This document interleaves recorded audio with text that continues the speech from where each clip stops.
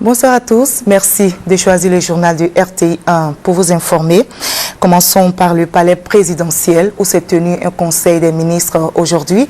Parmi les sujets évoqués, les déchets toxiques. Le gouvernement a décidé d'organiser un audit pour faire la lumière sur ce dossier des déchets toxiques. On fait le point avec Jérôme Kofi-Aboulin. Une reprise de service, c'est bien le cas de le dire à ce Conseil des ministres ce mercredi 4 septembre 2013. Cela après un congé de quelques semaines bien mérité pour les membres du gouvernement ainsi que le président de la République, Alassane Ouattara. L'ambiance au retrouvailles, mais rendez-vous aussi au travail. Une des préoccupations à cette session de rentrée, pour reprendre les mots du porte-parole du gouvernement, a été la question des déchets toxiques déversés en Côte d'Ivoire il y a quelques années. Le gouvernement, selon son porte-parole, a décidé de relancer le dossier à travers un audit. Cela va permettre de vérifier l'évolution du niveau de pollution entre ce qu'il a été au début et ce qu'il est aujourd'hui.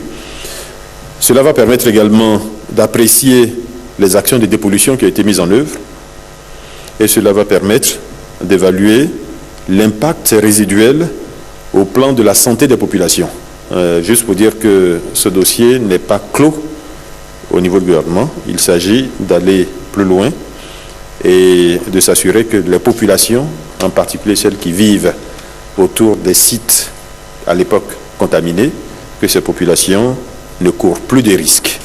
À l'entame du Conseil, le Premier ministre, pour rendre effective cette rentrée, a indiqué que beaucoup restait à faire en dépit des résultats satisfaisants. Il s'agit pour nous de maintenir le cap de la rigueur et des efforts à faire pour atteindre notre objectif de croissance qui est de 9% en 2013 et de 10% en moyenne sur la période 2014-2015.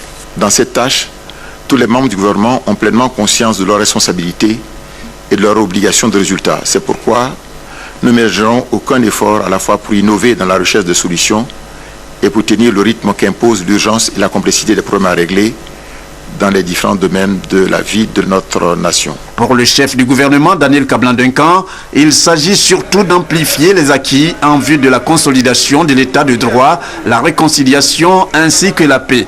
Toutes choses devant permettre, selon lui, de satisfaire le quotidien des populations.